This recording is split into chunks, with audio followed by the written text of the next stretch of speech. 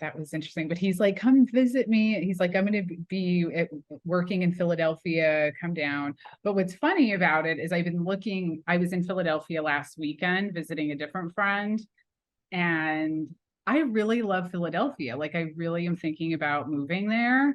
So I've been Okay. looking at houses, and The only thing is, I got to interrupt. It's Philadelphia. You are not going to become an Eagles fan, right? I grew up an Eagles fan. Oh my God. I loved, who I loved was Cunningham, because it was the very first football game I ever went to. I get it. Okay, And go ahead. So he, Philadelphia. yeah. So I'm saying, no, I'm not going to go visit him, but I may be there at the same time he's there. Just because, I mean, it's just serendipitous. Like, I've Yeah. literally been like, I should probably try to adult and buy a place. And not that I don't love New York. I do. I genuinely love New York, but Philadelphia is a great city. It is a great sports city. Like, I'm not saying I'll be their fan Yeah. in terms of hockey and baseball and Yep. football and I don't know, I just really liked it. And usually I don't do this in cities, but I did a walking tour. And one thing I really loved about it, I didn't realize that Philadelphia, it's not that I didn't realize, I had forgotten. I remembered it once I heard it, that Philadelphia was the first capital of the United States. When I heard that, I was like, oh yeah, that's right. I just wasn't top of mind. And the one thing I found so fascinating was the very first union in the United States was the women prostitutes in Philadelphia. Wow. Because all these congressmen were there, right? The House and the Senate were both there. The first two presidents lived there, Washington and who was the second? Is it Adams? I think it was Adams.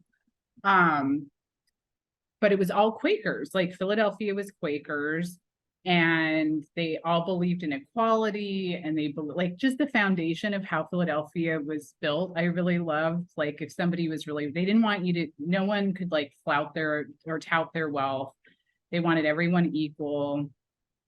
And then when Washington and Congress came, the prostitutes came, and then they came together and were like, we're not going to undercut each other.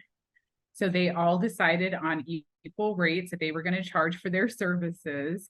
But what was so interesting too was, in order to be a prostitute, you had to speak 3 languages, one being English, 2 additional. You had to play an instrument. You had to know the dances of the day. You had to, like, there were all these things in order to be one. You had to be up on politics. Like, they were like no joke. And they were some of the wealthiest people in Philadelphia were the prostitutes. Wow. And I just thought that was real. I mean, clearly the Quakers did not like it. And then the other thing I learned was one of the reasons they moved Congress and moved the White House to DC was because of slavery. So Washington brought his slaves. He had 9 slaves that he brought, and the Quakers were like, absolutely not. Love that. Yeah, they were like, absolutely not. And Adams came, and Adams was not a slave owner, so he was fine. But then Congress and all these people were like, well, we're going to have to put it in a district where the Northerners' laws aren't necessarily, and that's why there's the District of Columbia, because they didn't want laws of the North impacting Southerners. I just thought it was so fascinating. I loved all of it. It's exhausting, actually. But fascinating. Agreed. Yeah. Every time I hear something, then you got to go through that whole thought process of, oh, this is the history of our country, and wow, are we fucked up? and Yeah. etc. etc. Yeah, still are. Still Philadelphia, huh? Yeah. So I mean, I've been looking at properties down there just online. And I literally was telling some friends the other night, like, I was planning to go down this weekend to go check a couple out. And then I did get this text from him where he's like, I'll be in Philly. Do you want to come down and see me? And it's like, no, I do not want to see you, but I am going to be in Philadelphia. So you just got home from Philadelphia? Yeah, I was there last weekend. Oh, last weekend. Okay.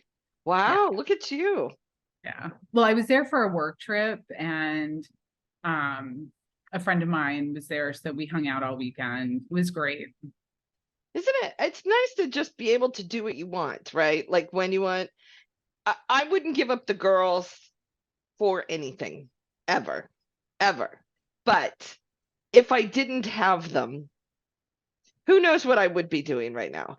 I don't know either because like I don't have any. I want to get the motorhome and do that, right? Like, and then the girls can come with me and it won't matter. But I'm like the other day, Thursday, I went into the office. I had to go into the office at Thursday, and then we had an event after work, a happy hour event, and then I went to dinner with my friend Lauren.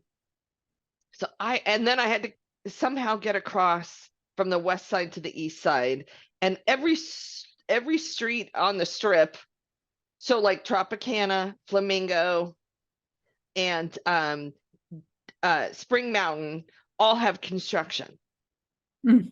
So they're because of fucking Formula One that nobody gives a shit about. Excuse me, Formula One people. I Oh my apologize. God, those Formula One people are insane. They love it. Yes. And so we're the new home of Formula One. So they're building it out, right? So we have this massive construction project on Yeah. on my side of town. So all the lanes. So Flamingo went to one lane, Spring Mountain one lane. There's no getting across. Took me to go literally 12 minutes. It took me over an hour.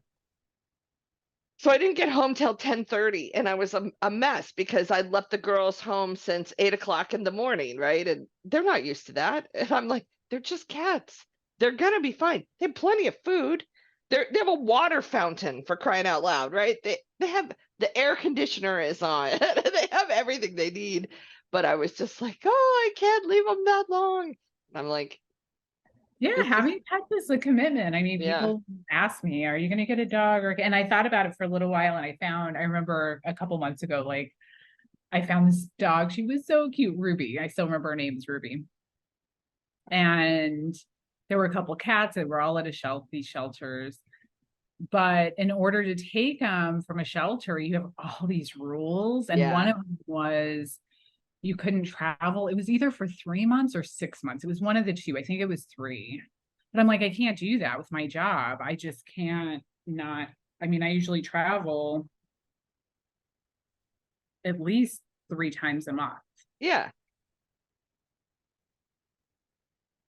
Yeah, So I mean it's like I said, I wouldn't give up the girls for anything. There would be there's no part of me that's like, oh, I wish I didn't have them. That there's not one part of me, but I do know every once in a while I'm like, oh, if I didn't have the girls, then I would stay out till 10 o'clock at night.